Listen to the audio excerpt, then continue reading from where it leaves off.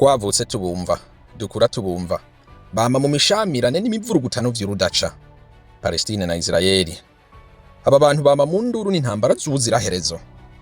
Aba bantu AMATEKA atubwira ko ari bene mugabo umwe.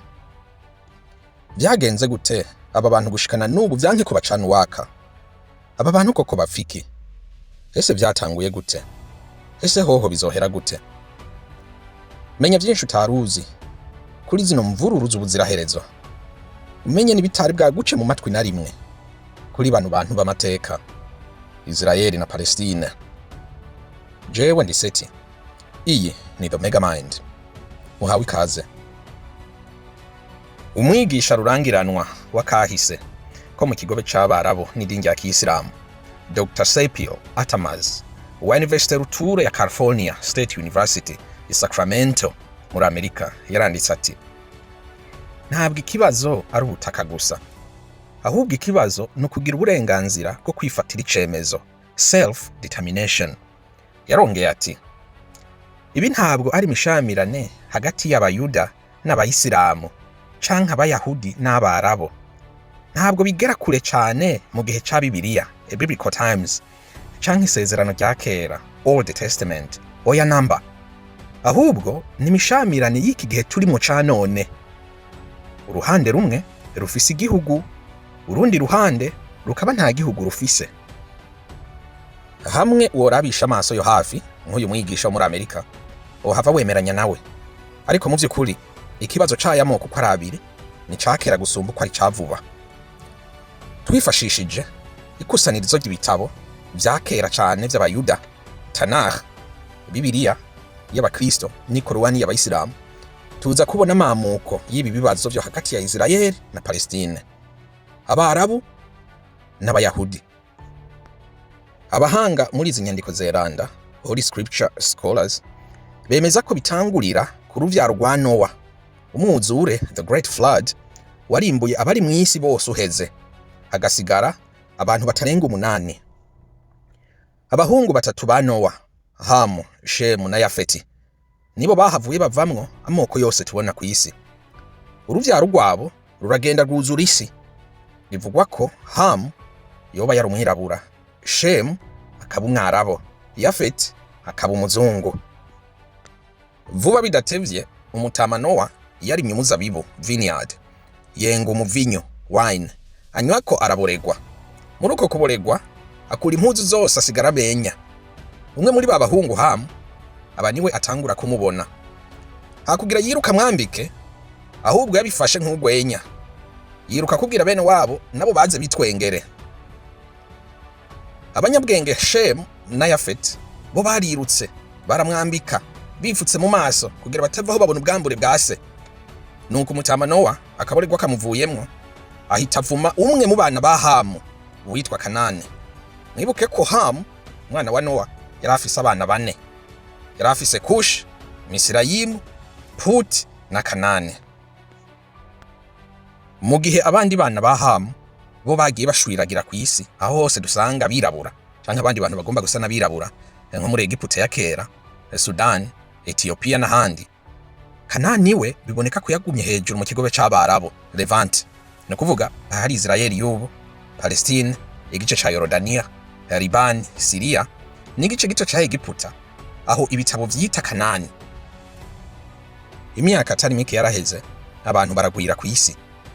Umugabo wo mu bwoko bw'abakarudaya, Chaldin, yitwa Terah, akomoka ku ruvyaro, genealogy, ya Shemu, umwe mu bahungu batatu ba Noah, aba mu mugwa wa Ur muri Iraq y'ubu. Afata umuhungu wiwe Aburamu, umwuzukuru wiwe Loti, na Sara umugore wa Aburamu akaba umukazana wiwe, bava mu gihugu ca Iraq ngo baduge baje hejuru muri Kanani. Uyu mugabo Terah yapfuye bakiri mu nzira batarashika. Aha rero niho Imana yabonekeye Aburamu, agirana nawe isezerano, covenant, ati: igihugu cyose ca Kanani nzokiguha n'uruvyaro rwawe.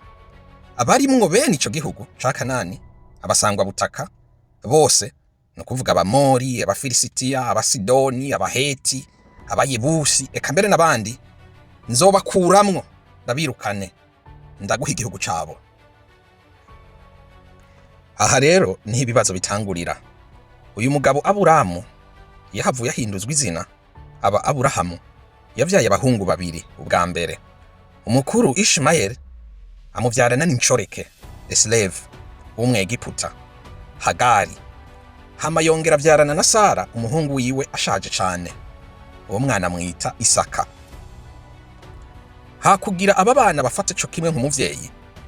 Bitewe n'ishari n'inzigo vy'umugore wiwe Sara, afata umwana wiwe wa mbere Ishmael na nyina wiwe Hagari, arabirukana baja kuyerera mu bugaragwa. Igitabo cera ndaca abayisilamu the Holy Quran cyo kivuga ko yabaherekeje neza gushika Mecca hepfo mu kigobe c'Abarabu, Arabia Saudite. Uyu Ishmael yahavuye avyara abahungu 12 n'umugore w'Umwegiputakazi.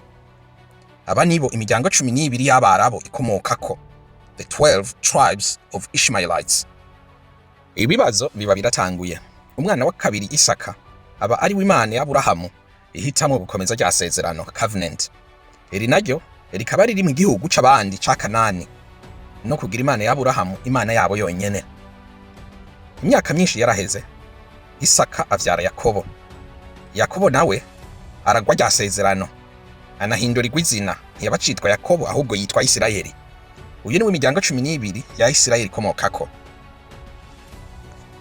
Haraheze imyaka amajana uru ruvyaro rwa Isirayeli rwarahunze inzara muri Egiputa. Mu nyuma Imana ihagurutsa uwitwa Mose ngo noneho ashitse rya sezerano. Mose ahagurutsa abo b'Isirayeli bafata urugendo mu bugaragwa bwa Sinayi. Mose apfira mu nzira. Uwitwa Yoshua akomeza urugendo. Imana ibwira Yoshua, ndabahaye igihugu cose ca Kanani nkuko nabisezeranye. Mwice, mutigise, canke mwirukane abantu bahaba. Imana mbere yabahaye n'imbibe, frontier zaho bogera nuko hangana kuva ku ruzi Efurate gushika ku ruzi rwo muri Egiputa. Ugereranije ni nka Isreal y'ubu, Palestine, Yorodania, Libani, igice ca Syria n'igice gitoyi ca Egiputa. Yoshua yakoze uko Imana yamubwiye. Igihugu cose ca Kanani c'abandi baracigarurira, birukana banyeneco abasangwa butaka. Mu nyuma abahavuye batora umwami Sauli, hama Dawidi, hama Salomo. Gusa kuri Rehobowamu umwana wa Salomo, igihugu cari kimwe nka Isirayeli cicamwe ibice bibiri. Imiryango 10 ifata hejuru Samaria, imiryango 2 ifata hepfo. Umuryango wa Yuda n'umuryango wa Benyamin bafata hepfo i Yudaya. Yerusalemu iba umugwa mukuru wa Yudaya.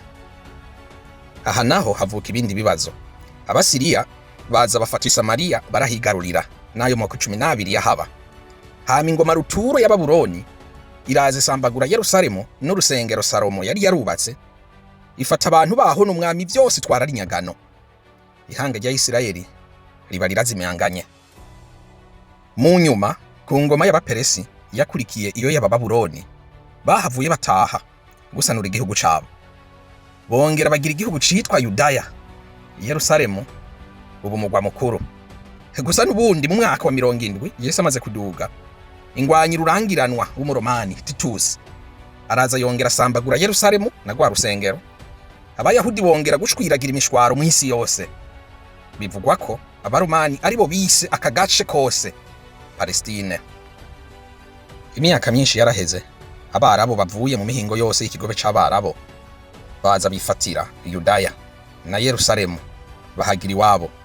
Cyane cyane ko nabo ari uruvyaro rwa Aburahamu, urumva n'uburenganzira bwabo. Mu majana 638 ingwanyi ikomeye akaba n'umukuru w'idini rya Kiyisilamu ryari rigishinga imizi, Khalif Umar afata Yerusalemu ayigira umuji mweranda wa Kiyisilamu. Cyane cyane ko intumwa y'Imana y'Abayisilamu Muhammad, Imana imuha amahoro n'imigisha, yari yaduze mu ijuru rigira 7 avuye aho nyene muri Yerusalemu ku muzingo w'ibuye, the dome of the rock. Kuva ico gihe Yerusalemu ibibaye umuji ugira 3 mweranda wa Kiyisilamu havuye Mecca na Medina. Muri ico gihe abemera b'Abayisilamu bagumye baza muri Yerusalemu baje kuhasengera, pilgrimage. Bamwe bakahaguma abandi bakitahira iyo baje bakomoka.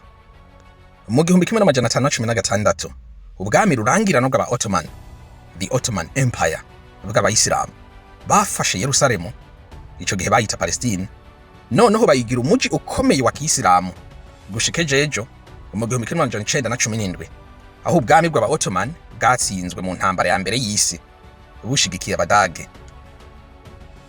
Aha naho havutse ibindi bibazo. Mu gihe aba Ottoman batsinzwe, leta zunze ubumwe z'isi, League of the Nation, UN y'ubu, niho yari ikivuka, yahise iha ubwami bw'Ubwongereza Palestine ngo abe aribo bayitwara vy'agateganyo gushika beneho bishize hamwe bakagira igihugu. Ico gihe Palestine yari ituwe n'abarabu b'abayisilamu ku bice 80%. Ayandi moko minority bakaba abayahudi n'abakristo bake bayandi moko. Mu 1897 hari haravutse icitwa Zionist Movement itangujwe n'umuyahudi Theodor Herzl. Abakubera itotezwa n'ugwanko bagirirwa mu bihugu babamwo cane mu Burayi, bipfuje kugira igihugu cabo aho bokwita iwabo. Mwibuke ko bari barakwiragiye kw'isi yose igihe Titus asambuye Yerusalemu. Intambara ya kabiri y'isi heze mu 1945 umunazi w'umudagi Hitler amaze kurarika abayahudi barenga miliyoni 5. None isi yose ibona koko k'abayahudi bakeneye igihugu cabo. Bivugwa ko iyo League of the Nations yagerageje kubaha Ubugande, Argentine, eka mbere n'ahandi bariyankira ngo bashaka igihugu Imana yabasezeraniye arico Isreal. Mugabo mwibuke ko cabamwe abarabu b'abayisilamu kandi ko bacita Palestine. Bafashijwe n'Ubwongereza batangura kugenda muri Palestine ku bwinshi, bagenda bagura ubutaka kuba Palestine pole bagenda bagura ubutaka ku itariki 8 z'ukwa gatatu 1949 baragwiriye bishira hamwe bagira igihugu. David Ben Gurion aba ministre wa mbere. Ibihugu by'abarabu byose bihagurukira rimwe, cyane Egypt, Iraq, Liban, Syria, Saudi Arabia n'abandi batangura kugwanya abo bayahudi. Mu ntambara zitatu zose zikomeye zabaye, abayahudi baratsinda. None igihugu cyose ca Palestine n'ahari hasigaye barahigarurira ku ngufu. Abarabu bahaba barirukanwa, abandi baricwa. Ubwigoro bwose bagize bwo kugira ibihugu bibiri, two state solution, Palestine na Isreal, vyarananiranye kugeza magingaya. Bimwe Isreal iravyemera, Palestine ikavyanka. Ibindi Palestine iravyemera, Isreal ikavyanka. Ese koko bizohera gute? Ko wumva bose umenga bose bari mukuri, bafise uburenganzira kuri ubwo butaka budasanzwe. Ese koko Isreal iri cara ubwoko bw'Imana bwa Aburahamu nkuko vyahora? Ese ryasezerano covenant rya Aburahamu n'Imana riri cakomejwe? Ese babasangwa butaka b'abanyakanani kumva bagiriwe nabi baricwa birukanwa ku butaka bwabo, bobo ubu barihe? Bandanye ukurikira ibiganiro biri imbere kuri bino bibazo. Mwakoze kubana nanje, nimwibagire gukanda hepfo handitse subscribe, mu comment, mu liking kandi mu sharing ino video kugira izindi zigume ziza. Jewe ndi Seti kuri the Mega Mind. Naho butaha. Ciao.